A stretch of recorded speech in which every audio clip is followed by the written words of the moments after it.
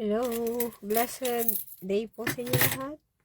Magandang umaga, magandang araw po sa inyong lahat. Nandito ako sa school ng aking mga anak. Maaga sila ngayon kasi malapit na ang bakasyon. Kaya 12:30 ang uwian. 12:30. Kumusta po kayo? Merry Christmas na sa inyong lahat. Christmas na po. Nagsiselebrate tayo ng kapanganakan ng ating Panginoong Hesukristo. Wala pong exact date ang kapanganakan ng ating Panginoong Hesukristo, subalit tayo po ay nagdiriwang sapagkat isinilang sa sanlibutan ang ating tagapagligtas, ang ating Panginoong Hesukristo. Tara po, samahan niyo ako puntahan ang aking Junakis sa labas.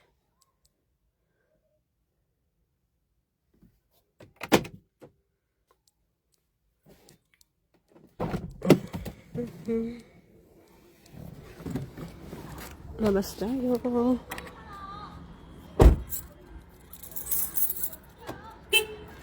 Kumusta po kayo? Sa aking mga kapatid, mga pamangkin, mga apo sa Botolan. Shout out po sa inyong lahat. Advance Merry Christmas, Kaukaka. Angkun. Ako ay naghihintay ng aking bunsong anak. Mamaya naman na 1:30, 1:40 ang aking panganay. Malapit na ang kanilang bakasyon. Winter vacation. Next year na sila papasok. Sa school, ano tawag dito? Sa pasukan. School year. Bakasyon na, mahaba ang bakasyon ng mga bata dito ngayon. Lakad-lakad muna tayo habang hindi pa lumalabas ang aking bunso. Kumusta po kayo? Ano ang inyong ganap sa araw na ito? Napakabuti po ng ating Diyos sapagkat tayo ay binibigyan ng lakas, ng buhay, ng panibagong buhay sa bawat umaga. Kaya marapat lamang na ating siyang pasalamatan sa lahat ng ating natatamasa, nararanasan. Dito po sa Kimchiland ay climate change kasi dati malakas ang snow, maraming snow, ngayon wala, konti lang. Walang snow pero malamig po siya. Nanunuot sa balat ang lamig. Lakad-lakad muna tayo dito sa kanilang soccer field.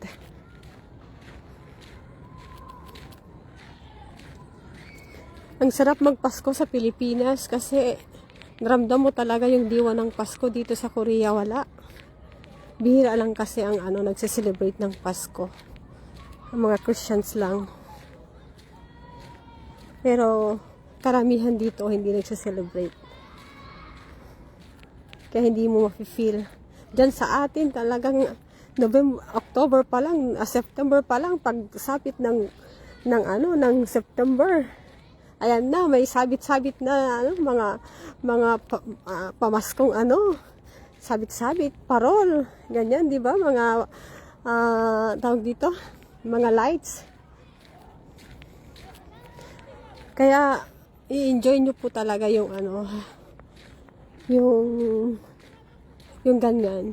Kasi kapag napunta kayo sa ibang bansa na walang celebration ng Pasko, nakakalungkot, mamimiss mo yung pamilya mo sa Pilipinas. Kahit bagong taon dito sa kanila, wala namang celebration. Meron sila celebration ng Solal. Parang Chinese, nila, yung Chinese New Year.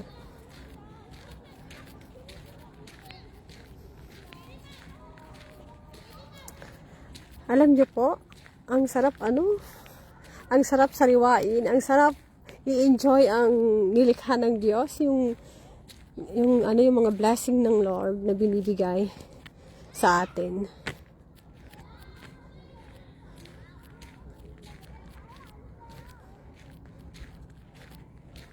Ang Diyos natin ay buhay at totoo, ang Diyos ng Biblia, ang makapangyarihang Diyos.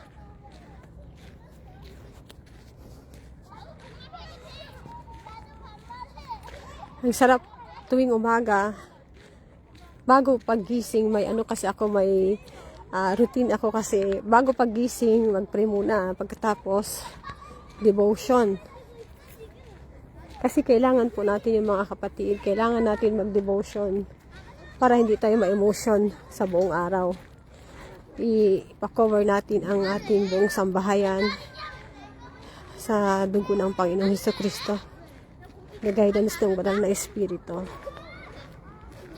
Kasi sa panahon ngayon, nasa last days.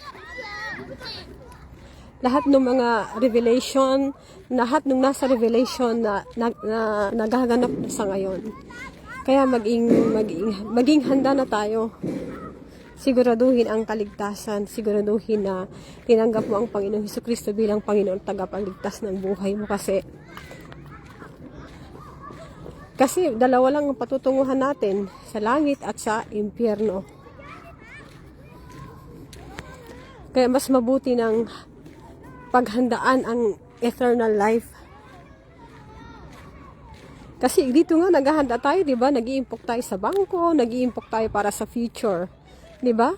Why not hindi natin paghandaan ang ang eternal life natin? Kasi doon talagang eternal na 'yun eh. Walang katapusan. Walang hangganan.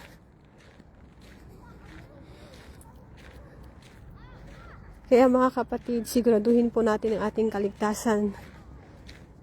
Sabi sa John 14:6, sumagot si Jesus, "Ako ang daan, ang katotohanan at ang buhay.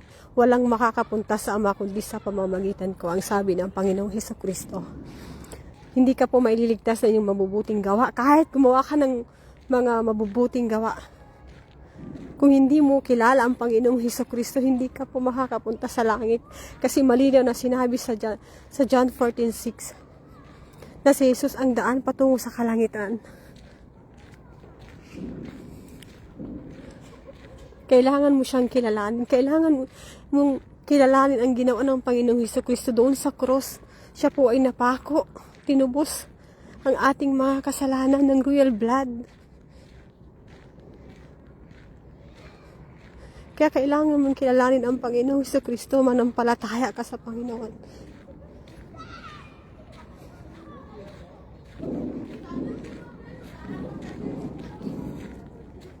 Ang regalo po na pinagkalob sa atin ng Panginoon ay free. Tatanggapin mo na lang ang regalo.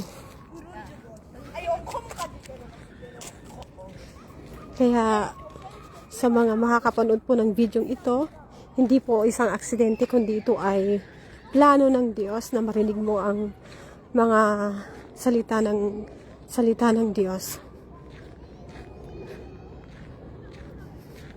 Dahil may plano ang Diyos sa buhay mo.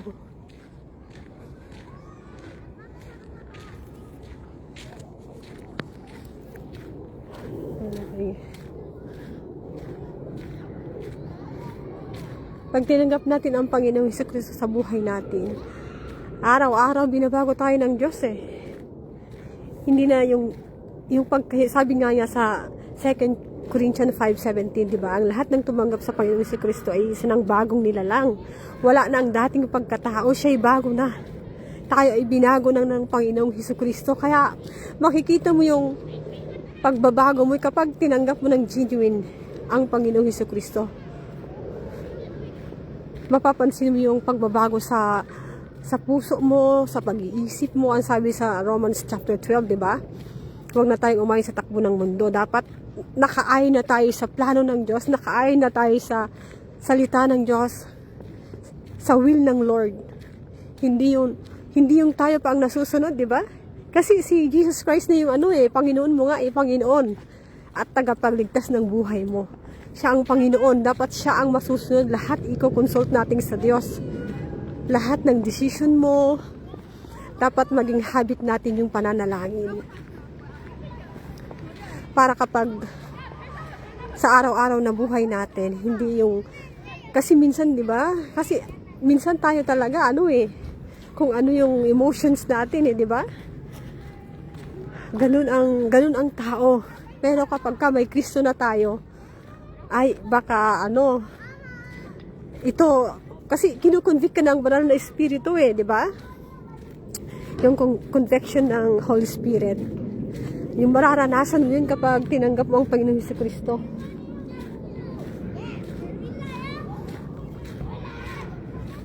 Hello, ate ay. Ate ay, di ang panganti kay kay Bunso agad alam Nikolay. Agilat alam Nicol.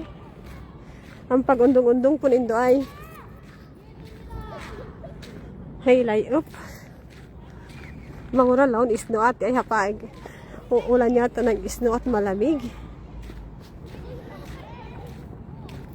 Hello po, shout out po sa inyong lahat. Malamig na sa Kimchiland.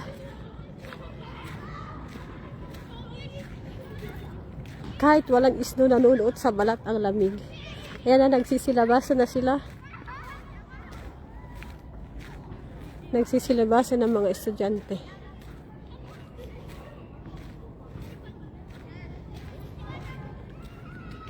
Ate ay, nakapagpatikpi kayo na indo ay. Hello po, shout out po sa inyong lahat. Shout out kay Indo ay. Ate, ingat ka ate. Magpakaputot na malayop. Ingat Indo ay. God bless sa business natin. Hello. Annyeong. Huh? 아이고 감기 걸렸어. 하나님 우리 아가 감기 없어서 해주세요. 이사람으로 그럼 나이다 아멘. 건강해. 응, 잡아 아가 잡아. 응, 잘했어. 안녕. 안녕. 조심해. 응, 알았어. 바이바이. 안녕, 바이바이. Ang bait ng bata. Ang lagi kong binibigyan ng candy at ng ng snack. Pag lumalabas sila, lagi akong binabati. Niyayakap. Asan na si Bunso? Wala pa. Hindi pa siya lumalabas.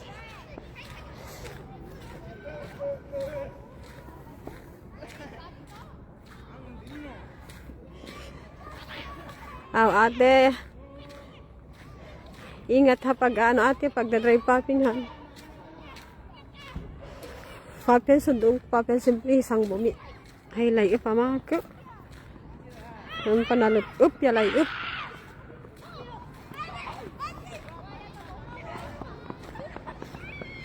Ilami ko na grade 1, grade 2, grade 3. So niya alami ko lay. Ay la. Nakalikulan na mga tipon. Annyeong. Shout out po sa aming viewers, sa aking viewers, Adyo sa Kimchiland, Ate A, shout out. Shout out po sa aming pamilya sa Botolan, Bulanhigans clan.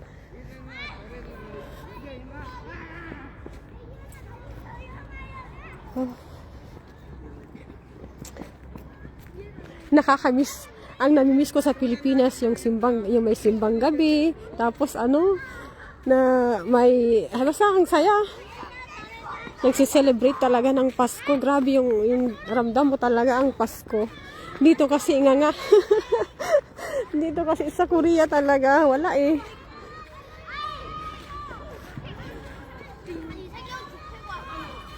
Bihira sa kanila ang nagsi-celebrate ng Pasko. Pero tayo dahil kilala natin ang tunay na diwa talaga kung bakit nagkaroon ng Pasko. Walang exact date sa Biblia na kapanganakan ng Panginoong Jesucristo. Subalit tayo ay nagdiriwang sapagkat isinilang sa sanlibutan ang tagapagligtas ng buong mundo. Ang tagapagligtas ng mga tao ang Panginoong Jesucristo. Hoy, grabe. Yun pa lang, pinagpala na tayo. Yun pa lang, grabe yung love ng Diyos sa atin. Ang anak ng Diyos, ang hari ng mga hari. Sino to? Ay, ang aking panganay pala. Aras, at saka maani dong. Aras, umaon dong dong isa. Aras, ani umalag. Puro. Shout po sa aming viewers. Sa mumisim pa lotis oh. Saan ang aking bunso? Kaya nga uso ang bansang walang pahinga. Kaya ang ate ay puro trabaho. Kahit 25 yata may trabaho sila.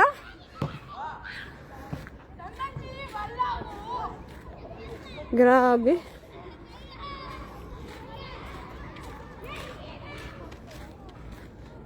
Ang bansang puro trabaho.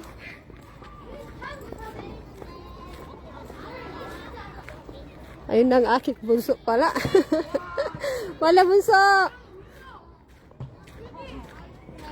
Kalabas ng aking bunani.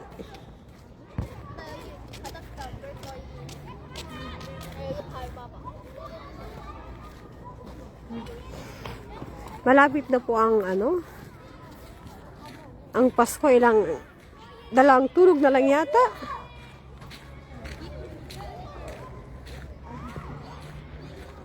Huwebes ba? Huwebes, tama. Pasko na. Kasi nabuso. 천천히. 나 친구랑 저기서 알았어, 놀자 먼저. 알았어, 놀아 먼저, 딸. 찍어. 잘 알려줘. Ayaw yung gusto niya ang lugay ngayon. Naglugay ang aking bunso. Ayaw yung patali. Maglugay ako ngayon, nanay, sabi niya kaninang umaga. 야 저기. 야 저거다. 야.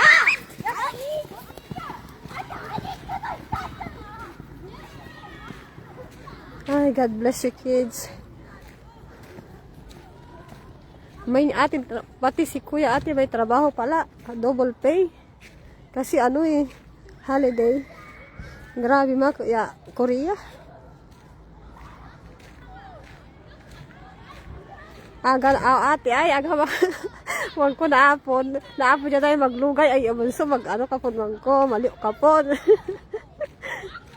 Naliw yabay na yabi ha pag idlugay talabay maglugay ay nalagay na ate ay tamara nila kayo matagayan.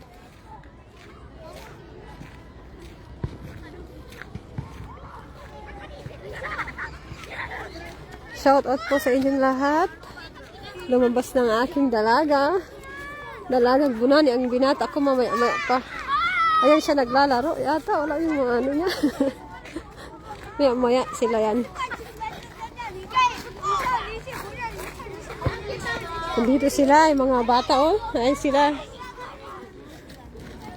Ay, ang lamig. Yung mga bag nila talagang dyan na lang nakalagay. Kaya pag uwi sa bahay, nagtataka ang nanay, bakit ang bag, ang dungis, ang dumi. Kasi nga, dyan nila nilalagay, sa lapag. Ay, si bunso ko, itong anak ko, sinabihan ko, kaya hindi na nilalapag dyan. Minsan sinabihan ko siya, kaya hindi na niya nilalapag. Doon sa may upuan nilalapag yung bag niya.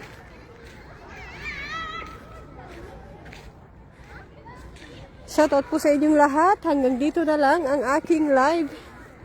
God bless at Merry Christmas po sa inyong lahat. Maligayang Pasko at manigong bagong taon po sa inyong lahat, mga kapamilya. Annyeong. God bless po. Ingat. Annyeong.